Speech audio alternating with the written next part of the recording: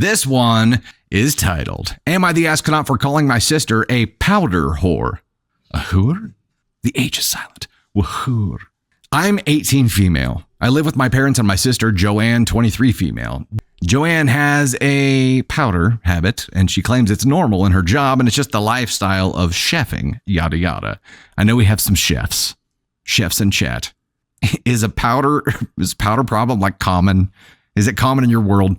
My parents seem to be ignoring it since Joanne pays her rent on time and keeps to herself when she's in the house and doesn't cause many problems.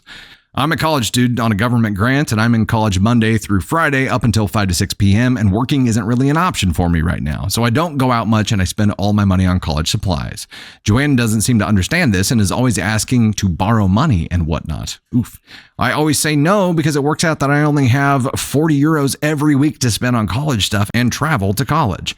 I got a Christmas bonus on my grant, and I ended up deciding to book tickets for a smallish local gig that's next week. I booked two, one for me and one for my best friend, because her birthday is on the same day and she loves the type of music. It was meant to be a surprise for her. I had told Joanne about this on one of her good days because I was genuinely excited to finally do something and live the college student lifestyle for a night.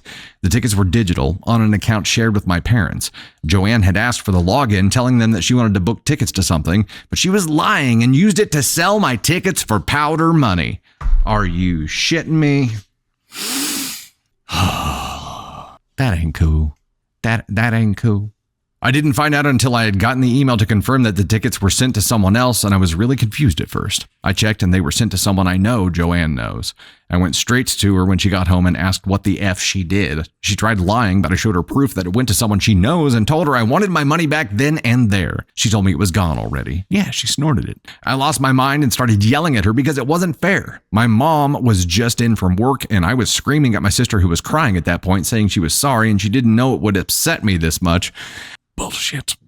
My mom got involved and told me to keep my voice down and we'll talk about it. And I told her to shut up and stay out of it. Ooh.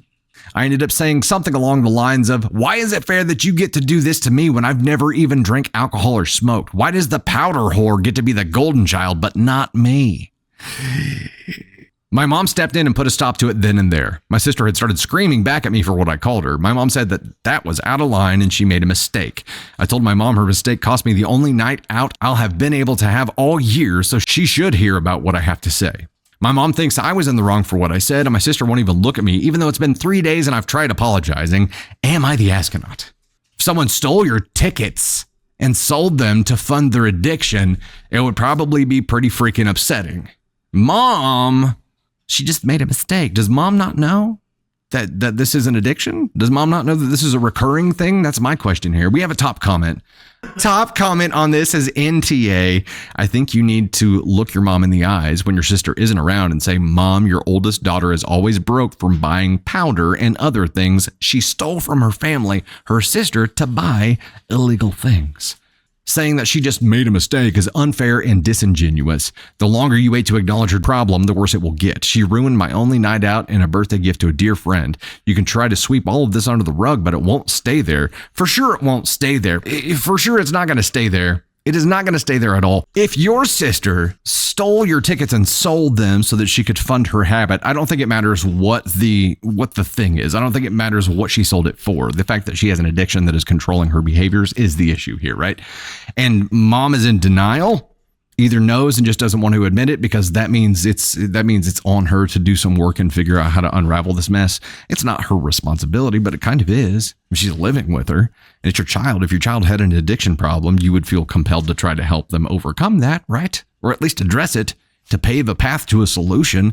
I would think mom is in denial here. Why is a question mark. Why she's in denial is a question mark. It doesn't matter at the end of the day.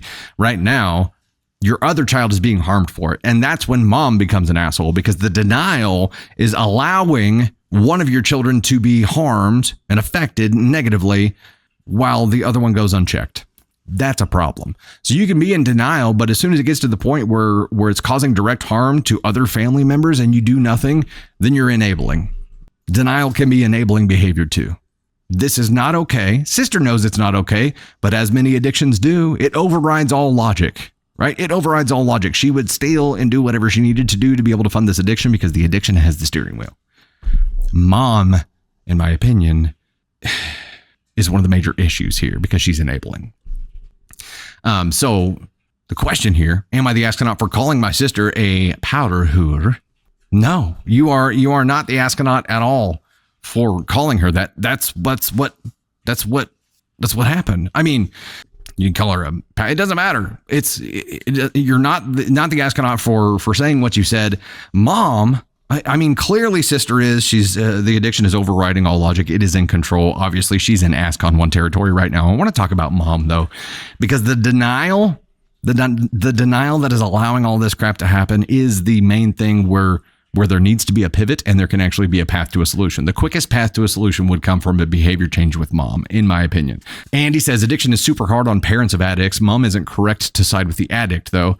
Yeah, agreed. I mean, I'm looking at what are the possible routes out of here. It is unlikely that sister is going to, of her own volition, be like, you know what? Yes, I'm an addict. Let's address this. I want to start a path to healing. It's highly unlikely because the addiction has the steering wheel. It is highly unlikely that sister is going to have any weight to create some change here because she just said what she said and mom just let denial kick in and be like, you're out of line. Really? That's the part of all this scenario that's out of line, mom. She's not, I don't think mom is evil for the denial that's happening here, but I think it is you definitely shouldn't be doing this. You definitely shouldn't have denial right here because that is not going to fix the issue. It's not. And it's just going to get worse. Mom probably is going to be in denial until the older sister with the powder problem does something to mom that puts the whole family in danger, like uses the rent money or something, steals the car. It's going to have to be a huge amount of direct pain for mom. We know that now. Indirect pain isn't going to work. The indirect pain that happened to her other daughter wasn't enough for her to create change. So it's got to be greater pain than that. It is going to take this thing escalating to the point where it causes her direct pain and then it will change. It is definitely a should not have done it. Definitely shouldn't have done it. Definitely yes. Definitely no.